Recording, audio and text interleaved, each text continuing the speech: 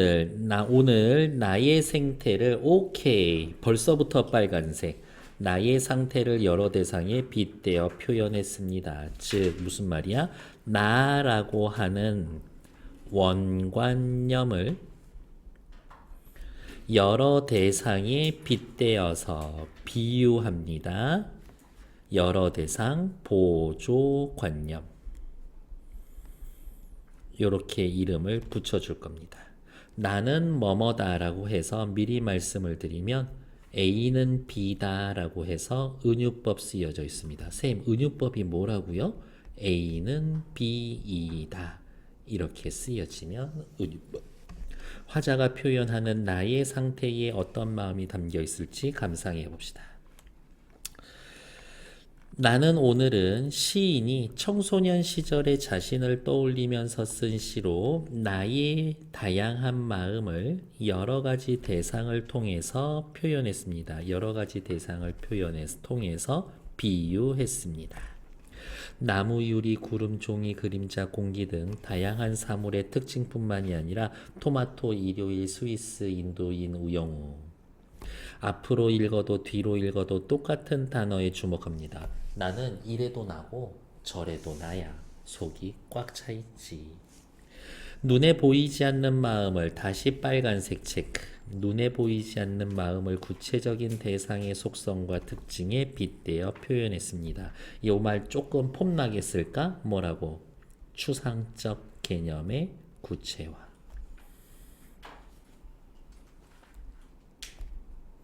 바로 앞에서 배운 거네요. 내가 사랑하는 사람하고 황진이 시조하고 그렇게 연결되는 거구만 생각. 오은씨 크게 뭐 알칠 필요는 없고요. 자유시고 서정시입니다. 성찰합니다. 성찰이란 말 자체가 무슨 뜻이냐면 자신의 뒤를 괄호 열고 자신의 과거를 돌아봄 이런 뜻입니다. 여기 시에서 감각적이라는 것은 시각, 청각, 후각, 촉각, 미각을 사용합니다야. 많이. 비유적입니다. 옆에다가 괄호해 놓고 은유법 많이 썼어요. 이야기. 주제는 언제나 중요하니까 별표라 그랬죠? 근데 이 작품에서는 오늘이라는 말이 중요합니다. 어제와 달라. 내일 이럴지 확신이 없어. 그거야. 오늘 나의 마음과 이에 대한 성찰. 상황에 따라 변하는 화자의 마음을 여러 대상에 빗대었다. 매연을 나는 오늘 뭐뭐 어머 동일한 문장 구조로 시작해서 통일성을 줍니다. and 반복이 되는 거니까 운율을 형성합니다. 그리고 괄호 열고 내 마음은 나의 마음은 매일매일 달라 이런 얘기 할 거예요. 동일한 문장 구조를 반복합니다. 이런 거 무슨 법이라 그랬어요? 그렇지. 대구법을 사용합니다. 연마다 대상을 바꿔가면서 나열식으로 시상을 전개합니다. 다른 말로 병렬식으로 시상을 전개합니다. 이렇게 써놔도 괜찮다.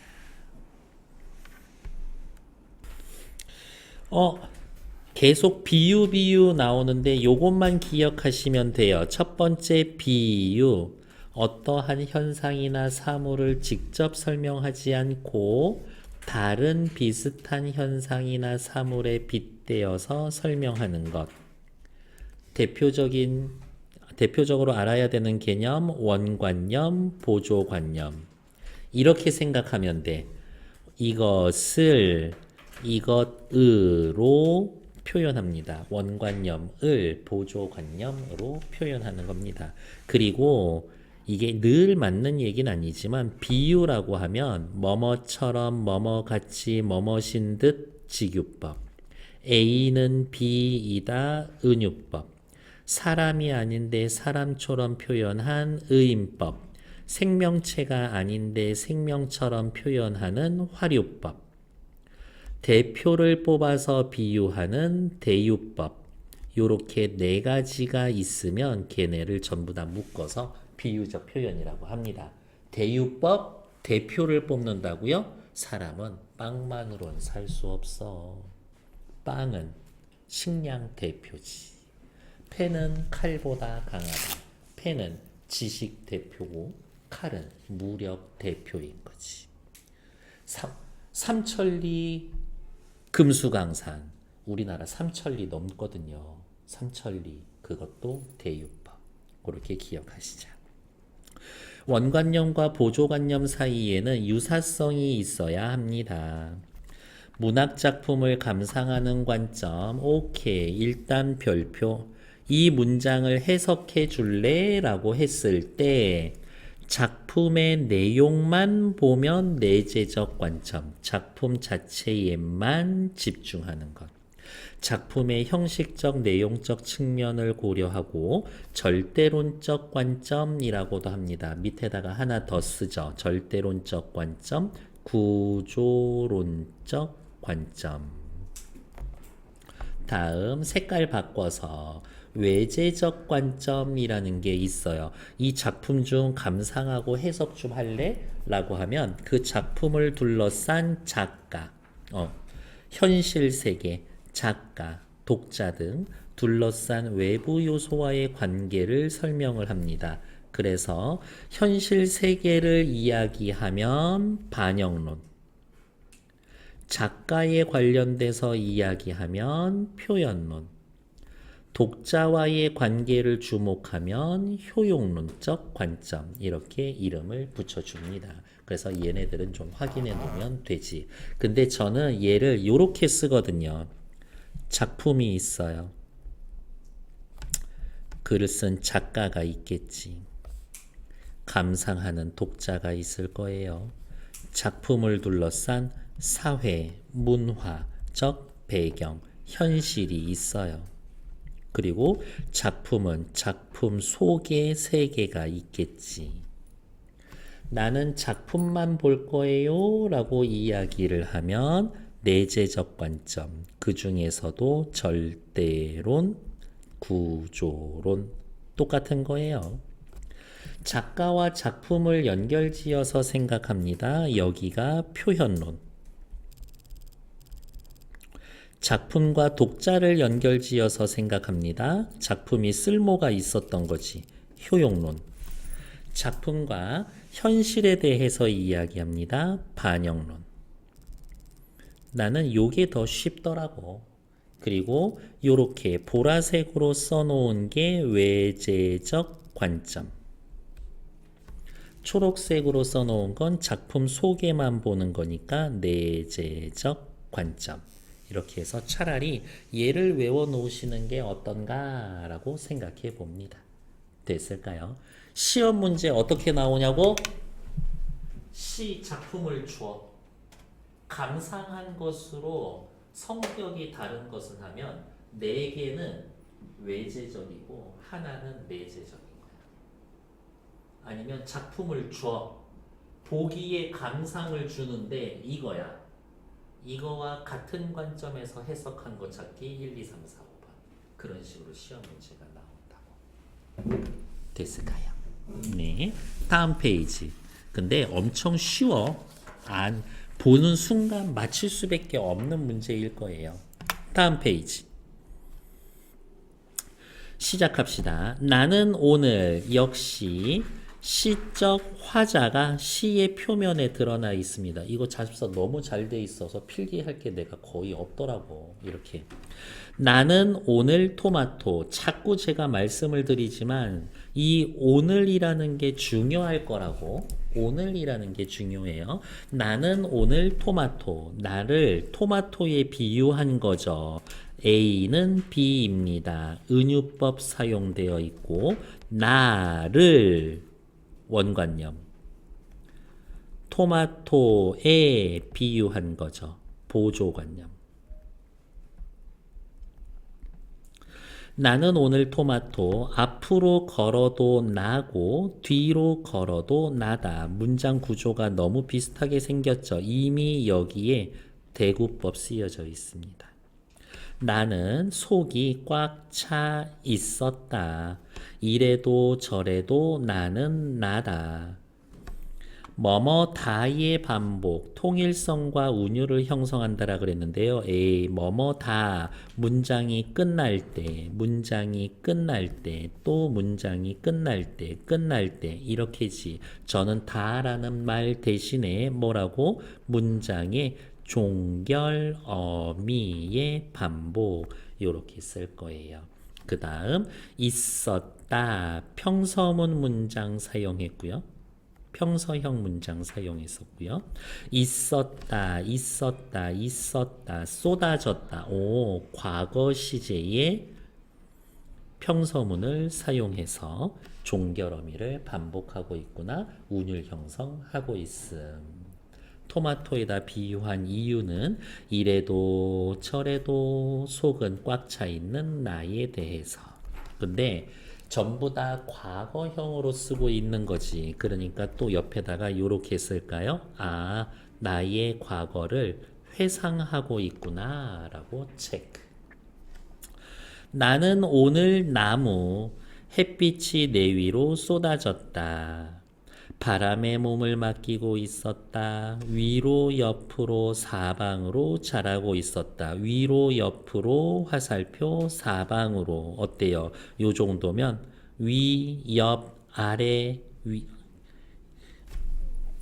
동서남북 시어의 의미가 확대되고 있음. 나무가 있을 때 햇빛과 바람은 나무와 함께 자라는 자연물입니다. 뭐 끝. 나는 세상의 모든 것과 함께 성장합니다. 세상의 모든 것과 성장합니다. 나는 오늘 유리 금이간채로 울었다. 거짓말처럼 눈물이 고였다. 거짓말처럼 눈물이 고였어. 진짜 같은 얼룩이 생겼다. 나를 유리에 비유했고요. 나는 금이 같습니다. 상처받았죠. 울었어요. 정서를 표현한답니다. 요렇게 체크해야 돼. 슬픔의 정서를 직접 드러냈습니다. 거짓말처럼 눈물이 고였습니다. 눈물이 흐를 줄 몰랐다라는 얘기지. 하지만 슬픔을 담담하게 표현합니다. 어머, 눈물 흘릴지 나는 몰랐는데. 눈물을 흘리네. 받아들여야 하지. 어떡하겠어. 진짜 같은 얼룩이 생겼다. 얼룩에다가 동그라미. 눈물이 고인 모습 1번. 유리에 생긴 얼룩 2번. 하나의 단어가 두 가지 정도 이상으로 해석이 되죠. 이러한 표현법을 뭐라고 그래요? 중의법이라고 이야기를 해줍니다. 과거의 어느 날 나는 눈물 나고 마음의 상처를 받았었지 이야기. 다음 나는 오늘 구름에다가 비유했네요. 시시각각 표정을 바꿀 수가 있었다. 이 여기에서의 이 표정은 겉으로 드러나는 표정이기도 하지만 감정이라고도 할 수가 있겠고 다른 사람이 볼 수 있게 나의 표현 방식이 다양했었어. 내 기분에 취해서 떠다닐 수 있었다. 둥실둥실. 뭐 술 마시거나 약한 것은 아닌 것 같아요. 자신의 기분에 취한 나. 과거의 어느 날 나는 그때그때 기분에 취해서 시시각각 표정을 바꾼 적이 있었지. 나는 오늘 종이 무엇을 써야 할지 종잡을 수가 없었어. 막막해. 살다 보면 나 오늘 뭐 해야 되지? 나 지금 뭐 하고 있는 거지? 내 인생 어떻게 되는 거지? 가끔 그런 생각이 문득 들 때가 있어.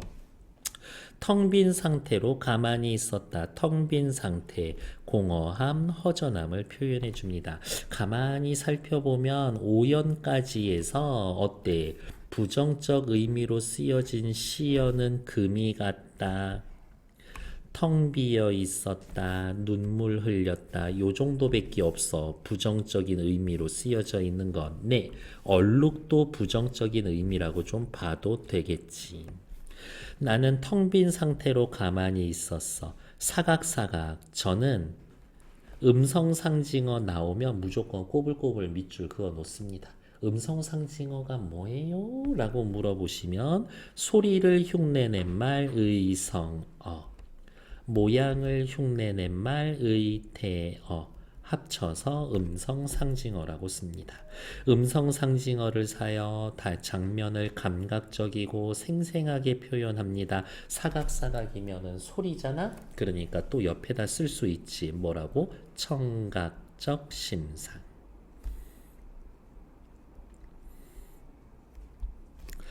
나를 쓰다듬어 줄 사람이 절실했다. 쓰다듬어 줄 사람, 나의 마음을 위로해 줄 사람. 그러니까 앞에 했잖아요. 내가 사랑하는 사람의 그늘이 된 사람, 눈물을 닦아주는 사람, 그 사람인 거야. 이렇게. 여기에 밑줄 그어 놓고 의미가 같은 사람 찾으세요 하면 내가 사랑하는 사람이 보기로 나온다는 얘기지. 그러면 옆에다가 이렇게 쓸 거예요. CF, compare, 비교하다라는 뜻이고요. 외부 지문 써드리는 거예요. 내가 사랑하는 사람. 혹시 누가 썼는지 시인도 기억나? 안 나면 어쩔 수 없고 정호승 씨가 쓴 거. 다음, 나는 오늘 일요일. 다음 페이지. 일요일에다가 비유를 했죠. 어머.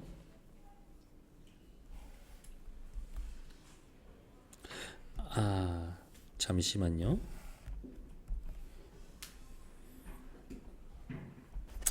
나는 오늘 일요일, 내일이 오지 않기를 바랐다. 휴일의 끝이자 일요일 나는 계속 쉬고 싶었어요. 계속 쉬고 싶었어요. 나는 오늘 그림자, 빛이 있으면 그림자가 있죠. 내가 나를 끈질기게 따라다녔습니다. 자신에 대해서 계속 생각했습니다. 내가 사랑하는 사람의 그늘이랑 조금 다르지. 잘못을 계속 생각합니다. 잘못한 일들이 끊임없이 떠올랐다. 잘못한 일이 끊임없이 떠오르는 나를 그림자에다가 비유한 거지. 밑으로 내려갑시다. 나는 오늘 공기가 없는 곳은 없는데 내 옆을 맴돌고 싶었다. 너라고 하면서 시적 대상이 드러나 있죠. 네 옆에 맴돌고 있었다. 아무도 모르게 비밀스럽게 대가 없이 너를 살아있게 해주고 싶었다. 너를 깊이 생각합니다. 네가 살아갈 수 있게 해주고 싶었어. 이렇게. 콩팥이라도 떼주던가. 나는 오늘 토마토 빨간색 체크. 나머지 비유도 다 중요하지만 얘가 제일 중요할 겁니다. 내 앞에서 온몸이 그만 붉게 물들고 말았다. 너를 좋아하는 마음에 부끄러워졌어요. 너를 좋아하는 마음 밑에다가 그 마음을 들켜버렸나? 부끄러움. 혹은 내 사랑 받아줬나? 설렘. 그것을 색채어에다 두 줄, 붉게에다가 두 줄, 색채어로 선명하게 구체화했습니다. 그러면 또 밑에다가 시각적 심상을 적극적으로 활용했습니다. 이야기. 나머지 나무, 유리, 구름, 종이, 일요일, 그림자, 공기는 그냥저냥 지나갔으면서 여기에 토마토는 왜 빨간색이에요? 앞으로 넘어오면 여기 1년에도 토마토가 나타나 있으니까요. 그러니까 1년의 토마토랑 지금 본 9년의 토마토는 좀 달라. 그렇게 서로 비교하시오. 서술형 문제 있으면 내기 딱 좋은 문제지. 이렇게 1년의 포도 토마토는 어쩌고 마지막 년 9년의 토마토는 어쩌고 저쩌고 뭐 그렇게 물어볼 수 있는 거라고. 그래서 요렇게 체크해 놓으면 되지. 1년의 토마토 9년의 토마토와 꼭 비교하시오. 꼭 비교하시오. 요렇게 체크해 놓으면은 필기해 놓은 거 확인하면서 생각하고 문제 푸는 거지. 뭐 별거 있나. 다시 오른쪽에 13페이지로 잠깐 또 다시 돌아올게요.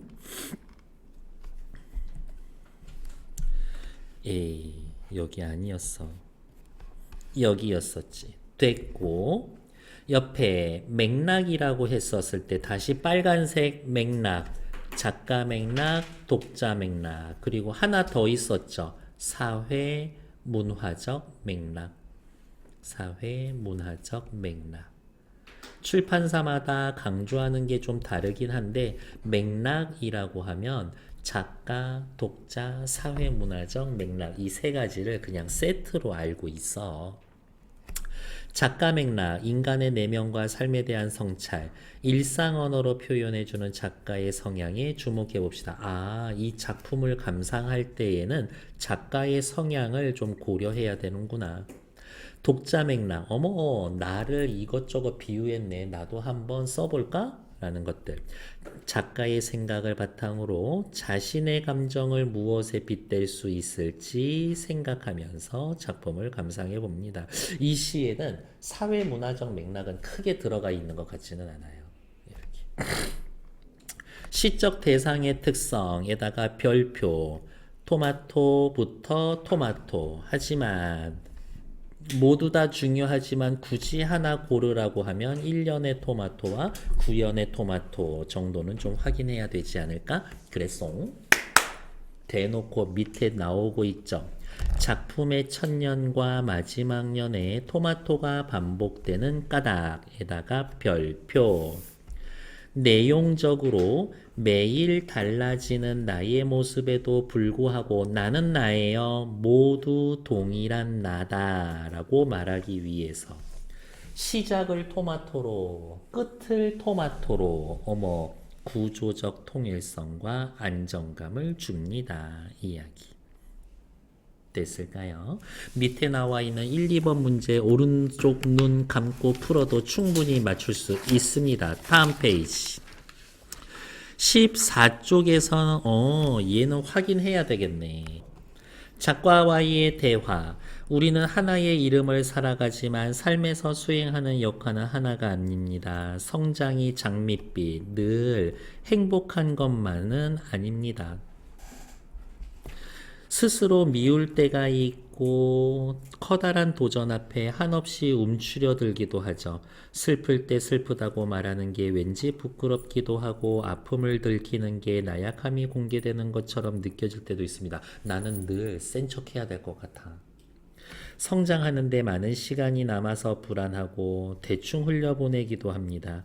미래를 향한 과정이지만 지금의 결과죠. 나는 오늘 어떤 존재였나요? 무엇이 나를 그렇게 느끼게 만들었습니까? 라는 것들 각자에 대해서 한번 생각해 볼 필요는 있다. 다음 15페이지 확인하러 갈게요. 이 페이지 내 마음에 가장 와닿는 년 하나 고르고 까닭을 말해보자. 읽어보시면 됩니다.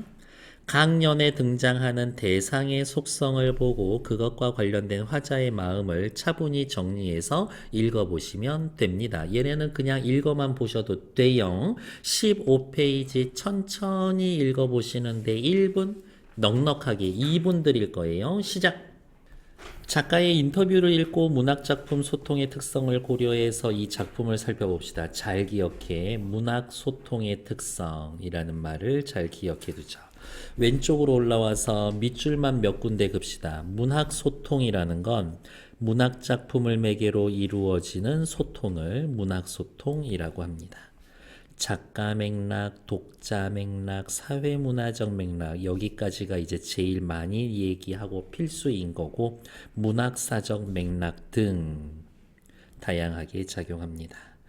선생님 맥락이라는 게 도대체 무슨 뜻이에요? 라고 물어보신다면 맥락이란 작품 바깥에 존재하는 정보 그것을 맥락이라고 합니다. 작가 맥락, 작가에 대한 정보, 독자 맥락, 독자에 대한 정보, 사회문화적 맥락, 작품을 둘러싼 사회문화적 정보 이런 이야기다. 이러한 것들이 복합하게 어우러져 있는 겁니다. 작가님, 청소년 독자들이 이 시를 어떻게 읽으면 좋을지 말해주세요. 사람들은 제 시가 술술 익힌다라고 이야기를 합니다. 체크할까요? 술술 읽힌다. 일상에서 많이 쓰는 단어를 사용했으니까 토마토 일요일은 쉬운 일이지만 앞으로 읽어도 뒤로 읽어도 똑같다라는 게 너무 재밌잖아요. 말장난하는 거죠. 그런 걸 언어 유희라고 합니다. 시를 쓸 때도 어떻게 하면 나의 마음을 더 적확하게, 정확하게, 틀리지 않게 고민하다가 일상적인 단어를 가져와서 내가 그 단어가 되어보기로 하는 겁니다. 되어보기 네모. 학교에서 강연을 하러 가면 이 시를 읽은 학생들이 각자 다른 연을 골라서 되어보기 하더라고요. 그러다 보면 자기도 몰랐던 마음, 알면서 외면했던 마음을 발견할 수가 있어요. 자기도 몰랐던 마음 혹은 알면서 외면했었던 마음을 발견할 수 있어요. 뭐 하면? 되어보기 하면. 요렇게 화살표. 청소년 시절을 떠올려 보면 저에게는 해소되지 않았었던 이상한 마음들이 있었고 친구들도 각기 다른 이유도 힘들어했던 것 같아요. 그래서 시를 통해 비슷하면서 조금씩 다른 마음을 보여주고 싶었어요. 누가? 내가 누군데? 작가. 작가와 관련된 정보구나. 그래서 작가 맥락. 시를 쓰는 것이 되어보기 방식으로 말하는 거라면 시를 읽는 것은 되어보기를 따라가며 내 마음을 살피는 겁니다.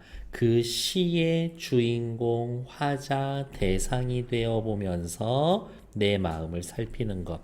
그게 시를 읽는 거구나. 시를 쓰는 것의 의미와 시를 읽는 것의 의미 반드시 구분해야 한다. 시를 쓰는 건 되어보기, 시를 읽는 것은 되어보기를 따라가면서 나를 살펴보는 것. 시를 읽을 때 자신과 비슷한 상황, 감정을 가진 시를 발견하면서 읽어보기를 권합니다. 라는 이야기. 자, 이것 때문에 제가 계속 오늘의 체크하라고 했거든요. 이렇게. 너무 쉬워서 딱히 낼 만한 문제들이 없는데 굳이 주목해보자면 요 정도라서 그냥 오늘에다가 체크를 했었어요. 어디에 있어? 오늘을 넣으면 계속 달라지는 나의 오늘, 지금 이 순간을 특정하는 것처럼 말하는 것처럼 느껴지니까요. 매 순간 달라지는 나, 미세하게 변화하는 나를 보여주기 위해서 오늘을 넣은 겁니다. 요 정도는 외워주셔도 좋다. 다음, 토마토도 제가 이렇게 체크해드렸죠. 1년과 9년의 토마토를 반복했습니다. 의미가 달라. 어디에 체크? 시작과 끝이 똑같이 들어가니까 통일성, 안정감을 줍니다.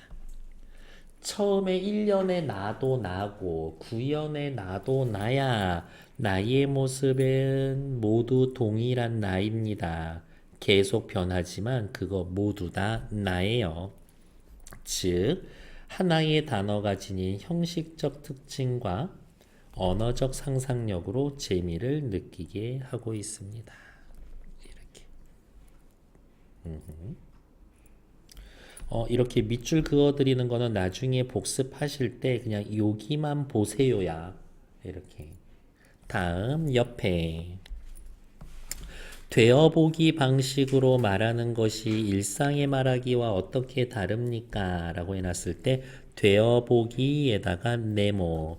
되어보기로 말을 하면 화자가 스스로 어떤 상태가 되어봄으로써 아름다움이나 재미를 추구하고 인식과 깨달음을 얻을 수 있으니까요. 이 시인이 일상 언어를 썼다라고는 하는데 우리가 평소에 쓰는 토마토랑 시에 들어와 있는 토마토는 똑같은 토마토, 구름, 공기, 나무 이거지만 시에 쓰이면 좀 달라. 문학 언어의 특징, 문학의 언어는 정서를 전달하는 거고 함축적 뭔가 생략된 애들이 많고 작가는 기본적으로 뭔가를 창조해내는 거잖아요. 그래서 창의적 언어다라고 하긴.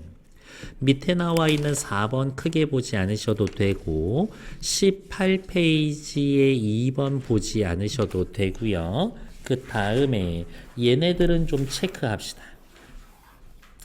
문학작품은 읽으면서 맞아 공감할 수도 있고 나는 그렇지 않은데 비판할 수도 있고 이 문학작품을 읽고 나도 한번 뭔가 만들어 볼까? 이러한 의미가 아닐까? 창의적 수용을 할 수 있다. 그런데 교과서 편제상 이 세 가지 중엔 비판적 수용과 관련된 것이 가장 중요할 거다 이야기 됐을까요? 잠시 정치